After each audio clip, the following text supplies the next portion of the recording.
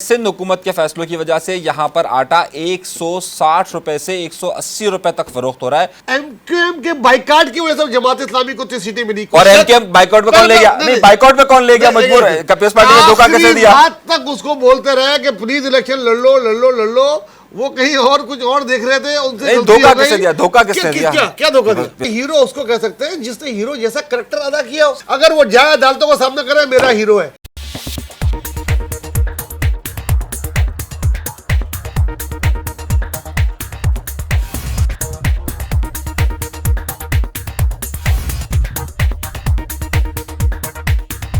अरे मंसूर, जब जेलें काटना ही और 30-40 मुकदमात हों आपके ऊपर करप्शन के, ये फखरिया बात है। अदालत में आना, उनका सामना करना फखरिया। जी अनिस मंसूर साहब, देखिए ये एक अलग बात है। जिस तरह इन्होंने कहा कि अगर ये कह रहे हैं कि भाई आसिफ अली ज़रदारी एक वक्त में 3-3 जगहों पर जाते थे, 11-11 सजा 3 जगहों पर जाते थे, 3-3 जगहों पर मतलब पेशियों में जाते थे। अच्छा। अब आप जरा ये बताइए, अब इन्होंने एमक्यूएम की बात कर दी। एमक्यूएम का एक लीडरान तो चले छोड़िए, उनको किस तरीके से आंखों पर पट्टियां बांधकर ले जाया जाता था, सही है। उनके एक कारकुनान 6 अदालतों में एक वक्त में जा रहे होते थे और अभी तक जा रहे हैं, सही है। उनके लीडरान अभी तक 7 सालों से उस पर जा रहे हैं। तो इसका मतलब तो ये हुआ कि अगर आप ये बात करते हैं कि जनाब आसिफ, वो इमरान खान जेल नहीं जा सकता, वो घर में घुसा हुआ बैठा हुआ है, नवाज शरीफ का मुकाबला नहीं हो सकता, जरदारी ज्यादा जेल काटी है, तो इसका मतलब है कि एमक्यूएम का तो एक कारकुन उनसे ज्यादा बहुत ज्यादा भारी हो गया, बहुत ज्यादा भारी। मतलब ये तो आप उस तरीके से बात करें, एमक्यूएम के लीडर से ज्यादा बेहतर है। तो फिर लोग एमक्यूएम की तरफ देखें अगर आप ये बात कर रहे हैं तो। मैं ये बात नहीं कर रहा, आप बात को कहीं और ले गए। मैं करैक्टर की बात कर रहा हूँ कि अच्छा, उनका कैरेक्टर नहीं है, वो अपने नजरिए से वाबस्ता लोग, 100 हजारों लोग अंदर हैं। कह सकते हैं हीरो उसको कह सकते हैं जिसने हीरो जैसा करैक्टर अदा किया। सर आप तजियाकार हैं, आप किसी को कॉमेडियन या यार, तो मैं तजिया कर रहा हूँ ना, मैं हीरो कैसे दे दूं? अगर वो जाए अदालतों का सामना करे, मेरा हीरो है। अगर वो जाए खुलेआम जलसों से खिताब करे, मेरा हीरो है। अगर वो सही को सही गलत को गलत बोले, मेरा हीरो है। अगर वो शेख रशीद को बोलता है चपरासी नहीं रखूं और वजीर दाखिला ना बनाए, मैं बोलता हूँ मेरा हीरो है। ये हीरो है, एक दिन एक बात करता है, अगले दिन उसी की नफी करता है। मैं कैसे हीरो मान लूं भाई? नासूर कहा करते थे हजरत जरदारी साहब नवाज शरीफ साहब को भी कि अब तो हमें अल्लाह भी माफ नहीं करेगा, हमने इसका साथ दिया। मौलवी भी कहते थे। वो सारी चीजें आप भूल जाते हैं। जरदारी साहब क्यों भूल जाता हूँ? गलत करते थे। अगर ये आप गलत कर रहे हैं, मदम्मत कर रहे हैं जरदारी साहब की बात की। मैं किसी को डिफेंड करने नहीं बैठा, मदम्मत कर रहे हैं, किसी का नुमाइंदा नहीं हूं, सर। ये कर रहा हूं, मैंने उस बात का लाइव प्रोग्राम में मजम्मत कर रहे हैं जरदारी साहब की, इन तमाम बयानात की आप। नहीं, मैं उस बात की बात कर रहा हूं जो आपने की। जो गलत को गलत बोलूंगा, सही को सही बोलूंगा। उन्होंने जब आपने बोला कि उन्होंने जेलें नहीं काटी या वो नहीं किया, तो मैंने बोला यार जेल काटने वाला ऐसे लीडर होता है। अब आप कह रहे हैं कि उन्होंने उस वक्त कहा था नवाज शरीफ को ये वो, तो उनका बयान ये तो तब गलत था। कराची के हवाले से बड़ी अहम ये डेवलपमेंट अब तक जो आई है कि आज मुजाहरा भी किया इलेक्शन कमीशन ऑफिस के बाहर जमात इस्लामी ने कि जो इलेक्शन हुए बल्दियाती, उसका अब तक कोई ज़ाहिर है ना मेयर के हवाले से कोई बात हो सकी है। 11 जो रह गई यूसीस पे इलेक्शन कराने थे, उस पर भी पेशरफ्त नहीं हो रही। इस सारा मामला क्या है अनिस मंसूरी साहब, क्यों डिले हो रहा है इतना? देखिए, पहले ही अगर वहाँ के कुछ कवानीन को देखा जाए और कुछ रूल्स एंड रेगुलेशंस को देखा जाए, तो उसके मुताबिक ये जो प्रोसेस है, ये कम अज़ कम अभी 15 दिन और खिंचना है। मतलब अगर आप तरतीब वाइज अगर चीज़ों को चलने के दें तो। और ये हमने पहले कहा था, आपको याद होगा कि जब इलेक्शन हो रहा था 15 तारीख को, और उसके बाद हमने कहा था कि कम अज़ कम 2 से 3 महीने तो इसमें कहीं नहीं गए इस सारे प्रोसेस को फाइनलाइज होने पे। कुछ इमरान जो इस वक्त सियासत चल रही है, उसमें इलेक्शन कमीशन का एक बड़ा किरदार है कि वो चीज़ों को अभी तक फाइनलाइज नहीं कर पा रही। पाकिस्तान पीपल्स पार्टी की गवर्नमेंट इसमें ज़िम्मेदार है कि वो चीज़ों को एक तरफ नहीं लेकर जा पा रही। और फिर इसमें ख़ुद जमात इस्लामी की स्ट्रेटजी है कि वो ये चाहती है कि एक 11 जो सीट्स हैं जहाँ पर इलेक्शन नहीं हुआ है, उन यूसीज़ के अंदर वो इलेक्शंस हो जाएं। उसके बाद अभी क्योंकि ये 82 की पोजीशन पर है, ये 92 या 90 के करीब आ जाएं, तो उसके बाद ये मुकाबला करने की ज़्यादा बेहतर पोजीशन में आ जाएंगे और फिर बारगेन ज़्यादा हो जाएगा।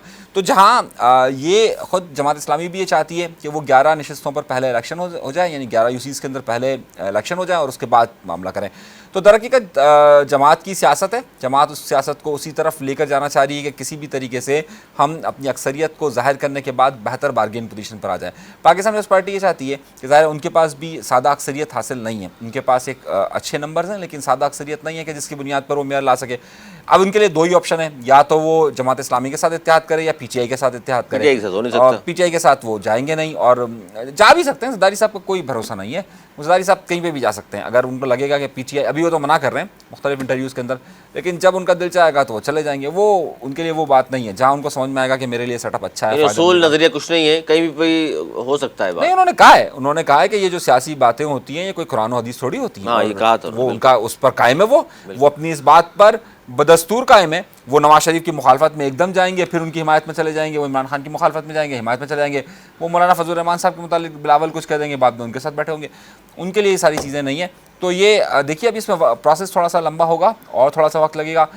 सब अपने अपने तौर पर रस्साकशी कर रहे हैं। तहरीक इंसाफ इस सिस्टम में उस वक्त तक आउट है कि जब तक वो किसी की इत्यादी नहीं बनती, तो अभी मामला सारा दूर जाएगा। अच्छा, इस पर आप क्या कहते हैं नवेद ज़ुबैरी साहब? देखिए, अभी इसमें थोड़ा टाइम और बाकी है। जमात इस्लामी को पता नहीं क्यों इतनी जल्दी हो रही है, या उनको लग रहा है कि उनके हाथ से जो है वो गेम निकलता जा रहा है। जल्दबाजी नहीं करें सियासत में। हाँ, बहुत अरसे बाद वो जीते हैं कराची से, वो एमक्यूएम की मेहरबानी कि वो जीते। अब वो बर्दाश्त करें, अगर मेयर नहीं बनते डिप्टी मेयर बन जाए, मतलब ग्राउंड खाली नहीं छोड़े। एमक्यूएम की मेहरबानी है, पीपल्स पार्टी की मेहरबानी कि उन्होंने एमक्यूएम को उस जगह तक लेकर लाकर धोखा दिया कि वाह वाह वाह वाह वाह वाह। तो भाई वो आप कहें ना, आप हर जगह एमक्यूएम को क्यों ले आते हैं? आप अपना भी तो कहें ना कि पीपल्स पार्टी ने एमक्यूएम को धोखा दिया। बड़ी जोर से लगी है मेरे ख्याल में भाई, जिसको मेरी बात सुने। देखिए, एमक्यूएम के बाइकाट की वजह से जमात इस्लामी को 3 सीटें मिली। और एमक्यूएम बाइकॉट में कौन ले गया? नहीं, बाइकॉट में कौन ले गया? मजबूर है। पीपल्स पार्टी ने धोखा कैसे दिया? आज तक उसको बोलते रहे कि प्लीज इलेक्शन लड़ लो लड़ लो लड़ लो, वो कहीं और कुछ और देख रहे थे, उनसे धोखा किसने दिया? धोखा किसने दिया? क्या धोखा दिया? पीपल्स पार्टी ने धोखा दिया उनको। क्या बोले इसके नहीं लड़ो? नहीं, पीपल्स पार्टी ने उनको आखिर तक नहीं करेंगे, नहीं होंगे इलेक्शन, नहीं करवाएंगे, नहीं करवाएंगे, खुद पड़े। एमक्यूएम को नहीं लड़ने का नुकसान पीपल्स पार्टी को मेरे भाई। एमक्यूएम लड़ जाती 30 40 50 सीटें ले मर जाती, आज पीपल्स पार्टी का मेयर बन गया होता, एमक्यूएम का डिप्टी मेयर बन गया होता। इसमें कोई शक है नहीं है ना? तो पीपल्स पार्टी ने उनको नहीं बिठाया। पहली बात, उनको बिठाया वो जो आपस में उनका जो खुतबा एक साथ जुड़ गया था इत्तेफाकन, वो पूरी तरह जुड़ नहीं पाया था। चले प्लान करके जुड़ाया गया था, ये आपके अल्फाज बोलते तो आप ये कहना चाह रहे ना? हाँ भाई, उनको जोड़ा गया था, वो जुड़ गए थे। अब जब वो जुड़ गए थे तो अभी वो जहरी तौर पर नहीं जुड़े थे, इसलिए उनको टाइम लगा। इसलिए बात हो रही थी जमात इस्लामी की। जमात इस्लामी को थोड़ा पेशेंस रखना चाहिए। जमात इस्लामी क्यों नहीं मिल जाती पीटीआई से?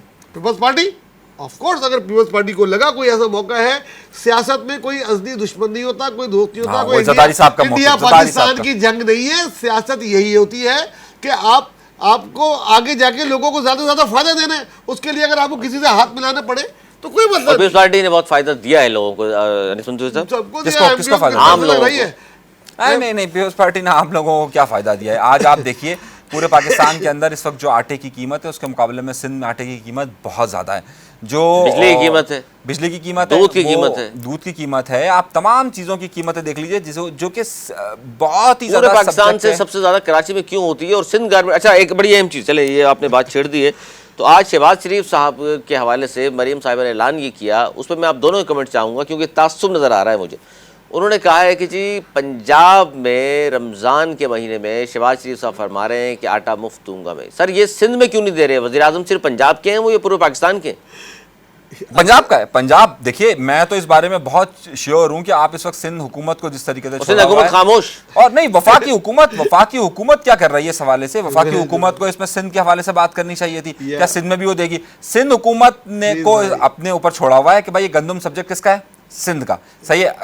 अब गंदम वो इसी तरह पंजाब हुकूमत का सब्जेक्ट है, लेकिन पंजाब हुकूमत तो आपको पता है ना, पंजाब हुकूमत नहीं कहा सर, वज़ीर आज़म ऐलान कर रहे हैं सिर्फ पंजाब के लिए। नहीं, इसकी वजह हुकूमत है सर पंजाब में, तो उनकी अपनी हुकूमत है। ये जो इस वक्त पीटीआई वालों को मार रहा है, ये क्यों मार रहे हैं? अगर वो निगरान हुकूमत और गैर जानिबदार हुकूमत होती तो पीटीआई को साथ ये सलूक करती। वज़ीर आला ऐलान करते हैं, वज़ीर आज़म ऐलान कर रहे हैं, अगर ये बात ये तो है ना, ये तो आप यही तो बात कर रहा हूं मैं उनको आप सीरियस ले लिया लग रहा है। हमने हर बात को सीरियस लिया हुआ है। पाकिस्तान की अवाम ने पंजाब में सीरियस दे लिया, हमारे अली भाई ने सीरियस दे लिया कि वो आटा मुफ्त दे देगा, वो दे ही ना दे, कैसे दे सकता है यार? ये सिंध के लिए चले नहीं देता, सिंध के लिए भी बात तो कर देते।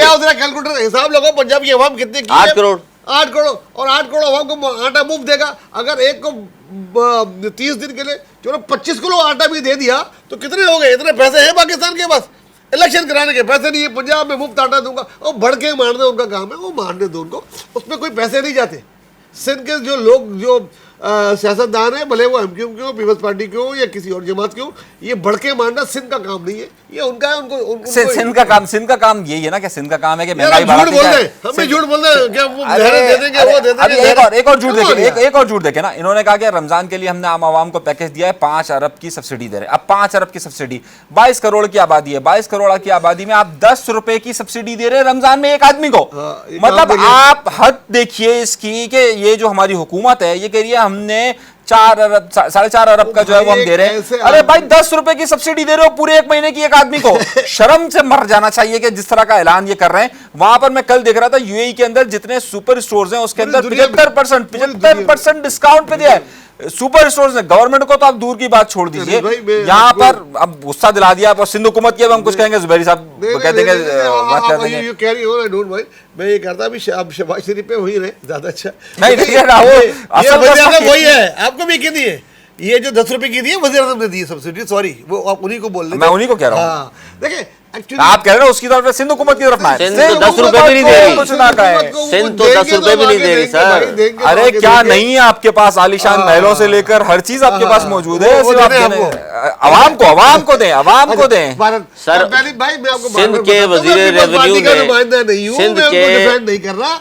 आप लोगों को पता नहीं क्यों ये बुरा लगता है। हम सिंध बुरा के- नहीं लगा रहे। मेरे माजी से आपको वो नहीं, लगता हम है। बाजी से नहीं लगा रहे। आप तो लोग जब हाल मैं देख यहाँ रहे हैं। बैठा हूं तो मैं सही को सही बोलूंगा, अरे मैं गलत तो- को गलत बोलूंगा। अगर आप गलत बात किसी भी लीडर के लिए करेंगे तो मैं ऑब्जेक्शन करूंगा। सिंध के और वज़ीर- किसी को बढ़ा चढ़ा के पेश करेंगे, किसी को हीरो बनाएंगे और वो होगा कॉमेडियन, तो मैं उसको हीरो नहीं मानूंगा। सिंध के वज़ीर रेवेन्यू ने जो अपनी जेब खास से अभी आओ। सोने का ताज और डॉलर से हार पहनाया था, तो सर अपनी जेब खास से अवाम के लिए भी कुछ सारे वज़ीर मैंने मिलके कुछ यहीं कर बैठ सकते के मजम्मत की थी, आपने भी की थी, आपने भी की थी, तमाम आप लोगों को दिफा करना पे चाहिए। क्यों आ सुन रहे लेना हैं? खबर क्या है सर। ये तो मैंने आप ये तो सबको सर ये उनको चाहिए, पैसा तमीद कहाँ से आया, जवाब तो दो। ये तमीद तुम्हारे बांधी है। बाप का पैसा है वो। खबर तो सुन ले, तमीद बांधी है ये। अब वज़ीर रेवेन्यू साहब ने काम ये किया, उसी ने जो डॉलर और ये सोने और चांदी के हार जो ताज पहना रहे हैं, उन्होंने किया कि अपने उसी पीए को अपना उन्होंने बना दिया है मामने खुसूसी, उसको ऑर्डर भी निकाल दिया है। वज़ीर आला के मामने खुसूसी हुआ करते थे सरकारी सतह पे, अब उन्होंने उसको मामने खुसूसी स्पेशल असिस्टेंट का उसका निकाल दिया है उन्होंने लेटर।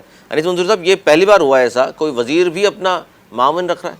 देखिए हमारे यहाँ तो सिंध हुकूमत होता है, ये अमूमन होता है, ये होता रहा है। और जुबैरी साहब से बेहतर कौन जानता है? सिंध हुकूमत तो पिछले 15 सालों से ही करती हुई आ रही है, तो उनसे बेहतर तो इस बारे में कोई जानता ही नहीं। तो मेरा ख्याल से आप यूं फेंक ये दें। होता है। लेकिन ये जो हुआ है ये पहली बार हुआ है, कम से कम मीडिया में पहली बार हुआ है। ये डॉलरों का हार पहनाना, ताज पहनाना, ये चीजें, और ये सिंध में हो बुरी सकता है, चीजें। और ये सिंध में ही हो सकता है। बदकिस्मती है, ये ज्यादा आ जाता है यहाँ पे, होता सब जगह पूरे पाकिस्तान में, लेकिन ये गलत है और ये खत्म होना चाहिए यार। बहुत हो गया, बहुत हो गया, ये खत्म होना चाहिए। मैं तो कहाँ से खत्म मैं तो हर होगा? जगह मैं बात आपने करता हूँ बोलने यार। नहीं दिया। मैं तो कह रहा था सिंध हुकूमत का ये हाल देखिए कि सिंध के अंदर गंदम की कटाई शुरू हो चुकी।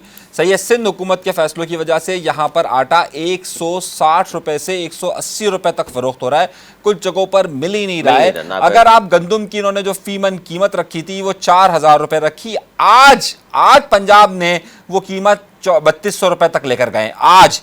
सही, और इन्होंने 4000 रखी हुई है। यहां पर आटा इन्होंने जानबूझ के महंगा रखा हुआ है, यहां पर सब चीजें जानबूझ के महंगी हो रही है। गंदम की कटाई हो चुकी है और मौजूदा हुकूमत के दावे के मुताबिक जो हमारी जरूरत है 25 लाख टन की, वो हमारे पास मौजूद है और अच्छी हमारी फसल हुई है। लेकिन सिंध हुकूमत की पॉलिसी कि आटा हमें सस्ता नहीं देना है, नहीं देना है, नहीं देना है, नहीं देंगे। वज़ीर खुराक से पूछे ना, क्यों नहीं पूछते?